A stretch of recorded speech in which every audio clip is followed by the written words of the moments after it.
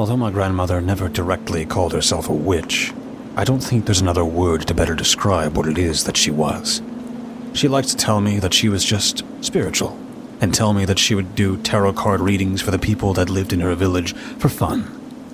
I remember overhearing my grandmother giving the other women in the village advice that usually involved some type of spell or magic on multiple occasions, and she would regularly correct people who called her a witch, telling them to simply refer to her by her name, Marialina. I was raised by my mom and my grandfather, and spent most of my life living in my grandmother's home in her village, where I would regularly see her performing rituals for good luck or for warding off evil spirits. She likes to say that we could never be too careful, and it was better to be safe than sorry. My mom was sometimes involved in these rituals and had some spiritual beliefs of her own, although they didn't go as deep as my grandmother's did.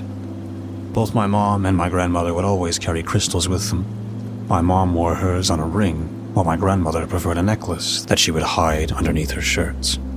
I remember following my grandmother around the house every few weeks or so, while she sprayed all the rooms with the contents of a black bottle that she kept in a fancy wooden box on a bookshelf in the living room. I remember sitting near her while she stood on the porch burning sage while reciting the Lord's Prayer on Sunday mornings. Despite the fact that I was raised by two adults that were involved in these witchcraft and spiritual practices, I've never really been one to believe in things like evil spirits or setting a bowl of rice out for good luck. Of course, I never argued with them why they did these things.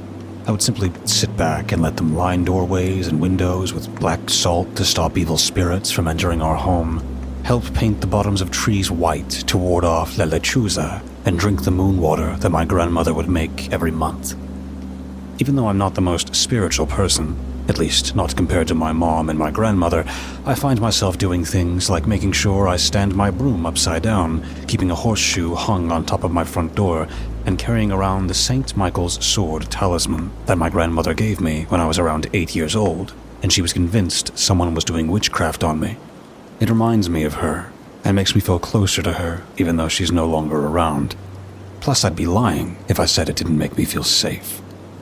The one thing that always interested me, however, was the story about the witch in the mirror.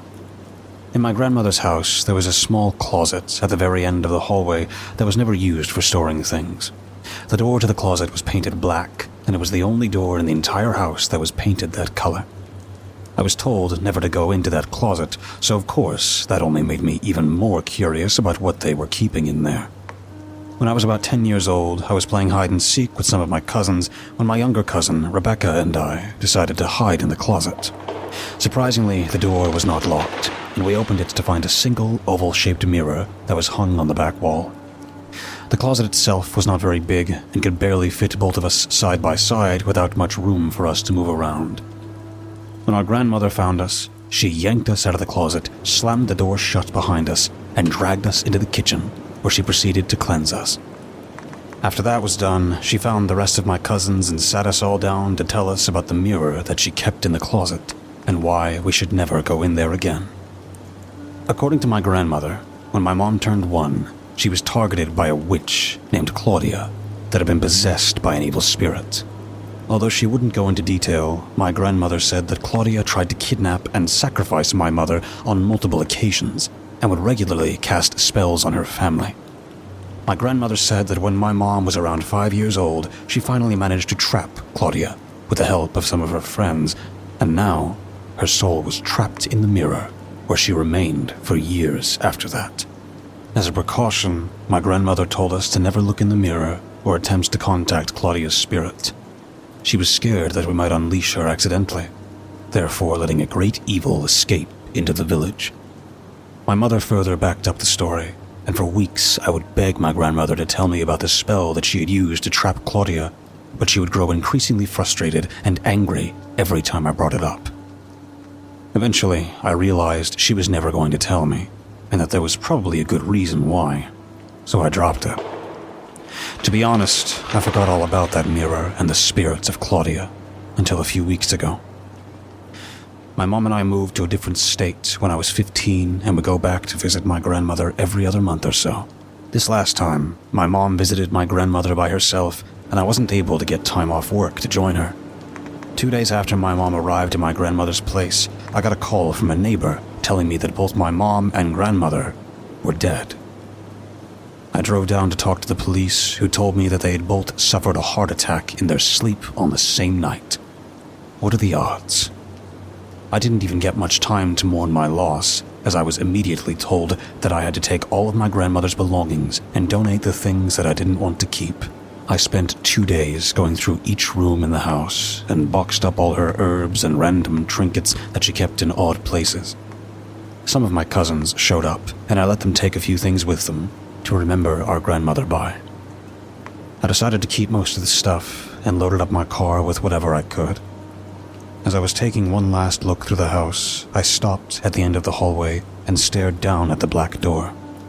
I thought about leaving the mirror there, but I didn't think my grandmother would want me to leave something this important behind. And so, I grabbed a random bedsheet, opened the closet door, and covered the mirror with the sheet before I carried it out to my car and put it in the back seat. I was getting some bad feelings from the mirror, but I told myself it was just due to the stories that my grandmother had told me about it. In the end, I decided to place the mirror upside down and kept it covered, using a hair tie to secure the bedsheet that I had draped over it. Once I was home again, I realized that I now had a new problem. What was I supposed to do with the mirror?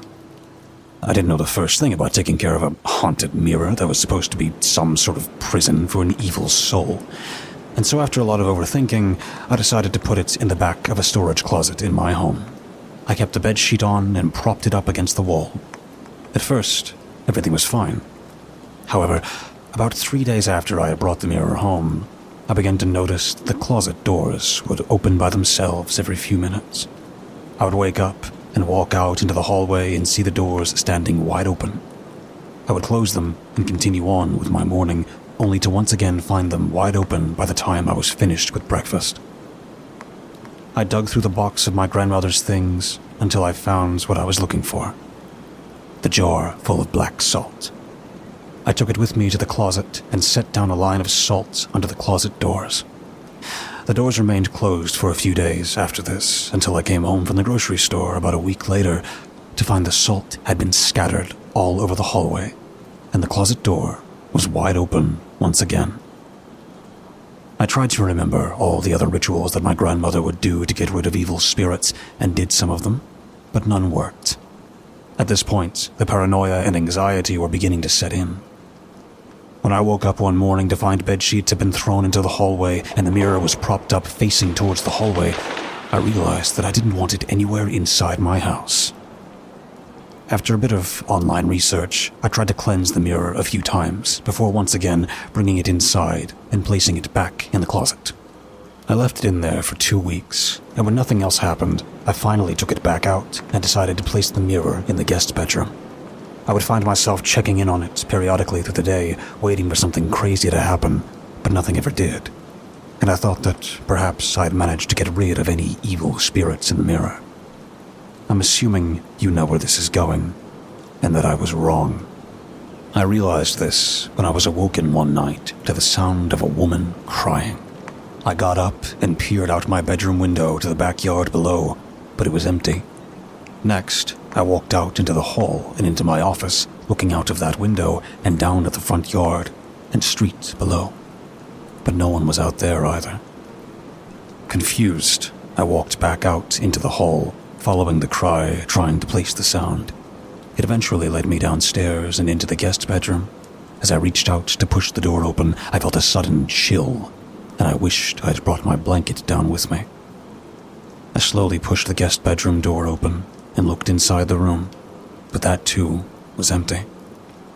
I was starting to get annoyed and reached for the light switch, flipping the light on and scanning the room. It was then that I finally realized where the sound was coming from. As I stood in the doorway, I looked into the mirror, which was right in front of me on the opposite wall. There was a woman in the mirror, blocking my reflection. She was on her knees, with her head bowed, and her shoulders shook as she continued to cry and sniffle. I could see that she was wearing a black lace dress, but other than that, I couldn't make out any other details as her long brown hair hung over her face and most of her body. I slowly walked closer to the mirror, stopping about 3 feet in front of it. "Hello?" I asked. The woman looked up at me, and I gasped. I was staring at my face, only not exactly my face, as it was on the woman in the mirror. When she saw me, she stopped crying and stood up. Her face was red and blotchy, and she sniffled, running her hand under her nose. "Who are you?" she whispered. "Are you Claudia?" I asked. She nodded, pushing her hair back away from her face and tossing it back over her shoulders. She squinted and tilted her head, studying me. "You're Marialina's granddaughter," she whispered, looking at me in awe. I nodded. "Was it you, then?" Was what me? "Did you cast out the evil spirit that had been possessing me all these years?" she asked, leaning forward and placing her hands on the glass. I didn't know how to answer, since I hadn't really known what I was doing, and it clearly hadn't worked the way I had wanted it to. It was weird to talk to someone trapped in a mirror. The reflection of the room could be seen around Claudia, but it almost seemed like we were looking at each other through a window or something. "Well," she asked, waiting for an answer. I nodded. "Yeah, I guess that was me." "Oh, thank you," she sighed. "How long has it been?" 40 years, I replied. "And your grandmother? Dead?" "I'm so sorry. What about your mother? Dead?" She nodded slowly. "I know we don't know each other, but do you think you could let me out of here?" What? No. You tried to kill my mother on multiple occasions. How do I know you won't try to kill me? "That wasn't me. It was the spirit that was possessing me to do those things. But you got rid of that." She sighed, sounding like she was about to start crying again. Sorry, but how do I know that? Claudia took a deep breath and nodded. "You're right. You have no reason to trust me. Besides, you don't strike me as someone with knowledge of magic, so I don't believe you could get me out, even if you wanted to." Why do I look like you? I asked. She shrugged. I stared at her for a while longer, but started to feel creeped out by our resemblance. I left Claudia in the mirror where she remained for about 4 days before things got worse. I would notice random items missing in my house before they would eventually turn up again in the weirdest places. Lights would turn on and off randomly throughout the night, and I would hear footsteps and children laughing in random rooms in the house. Even Claudia was beginning to look frightened. "You're scared," she said one day as I walked into the guest room to close a window that had opened on its own. I didn't reply. "It's not me, if that's what you're thinking. The spell your grandmother put on me stops me from being able to do any magic." I looked at her and sighed. Fine, so what is it? She said nothing for a minute as I watched her. "Did you bring any more of your grandmother's things into this house?" she asked. Yeah, a bunch of stuff, like herbs and bottles and things. Some clothes, books, stuff like that. "Stuff that she used for spells?" Claudia asked. I mean, yeah, probably. "Well, then it's probably something you brought back with you. Some spirit probably hitched a ride with the stuff." I thought about it for a second. What she was saying made sense, but I didn't want to blindly trust her. Okay, so how do I get rid of it? I asked. "You're going to need some candles, and you'll have to wait for nighttime," she replied, looking around the room. I did what she suggested, and after the sun went down, I gathered some candles and went into the guest room. I set the candles around the room a few feet away from the mirror so Claudia could walk me through it. "Okay, you'll need to light these," she said as I finished placing the last candle down. I grabbed a lighter and then pulled out the jar of black salt.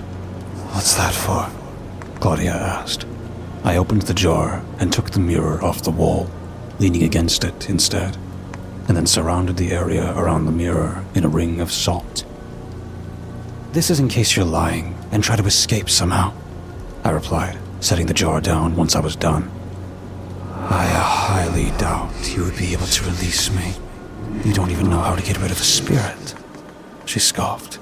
I ignored her as I lit all the candles. You'll need to turn the lights off, she said. I walked over and did as she said, and then walked back over to the mirror, standing amongst the lit candles. Okay, Claudia whispered. Once the candles melt a bit, you're going to drop some of the wax onto the mirror. Why the mirror? Because it's already magic. You can use the magical energy to cast out the spirit. I did as she asked. What now? Sit on the ground, facing away from the mirror, and close your eyes. You might feel something touching you, or breathing near you, but do not open your eyes. I sat with my back to her and did as she said, wiping my sweaty hands on my pants every few minutes. I tried to focus on my breathing, trying not to get paranoid. After a few seconds, there was a strong gust of cold wind that swept through the room, followed by the sound of glass breaking. Forgetting what Claudia had said, I opened my eyes to find that the mirror had completely shattered, and the bedroom window was wide open. All the candles had been blown out as well. Claudia? I asked. There was no response, and I got up and turned the lights back on. I walked back to the shards of the mirror and picked them up. It had been broken into 6 large pieces, and noticed that the salt was now spread out all over the floor. I laid the frame of the mirror on the ground and placed the shards back in their spot. And when I looked into the mirror, all I could see was my own reflection. Claudia was long gone. Fuck! I yelled, frustrated. Joanna. I walked over to the window and looked down to see Claudia standing on the front lawn. She waved, and I noticed that her face was changing. I stared closely as it changed from my face to a face with dark, gray, leathery skin that was heavily wrinkled. She had black eyes that were set deep into their sockets and were about the size of golf balls. Her nose was small and looked like it was split in half down the middle. Her lips were the same color as her skin, but they were dry and covered in cuts. I watched as she glanced up, and I followed her gaze to see a flock of crows descending down towards her, circling her for a few seconds before both the crows and her disappeared. Seconds later, all of the windows of every house on the street exploded, filling the front yards with glass. Street lights followed, flickering a few times before they too exploded and turned off. The street was engulfed in darkness, and I noticed that even the moon and the stars had disappeared. I spent the rest of the night looking through my grandmother's books and journals, searching for something to help me, but nothing that I read applied to this situation. It's been 3 days since that night, and the light hasn't returned. A few of my neighbors have tried to leave in their cars, and the rest of us watched as they drove into the surrounding darkness, but they always seem to vanish. The only evidence that they even left are the screams that follow, cutting through the darkness mere seconds after they drive into it. I don't know if this will ever reach anybody, but I'm all out of options. It seems to be getting even darker as the days go by, which I didn't even think was possible. I can barely even see the houses next door to me. I only hope no one finds out that this is all my fault. I hate to think about what would happen if they did.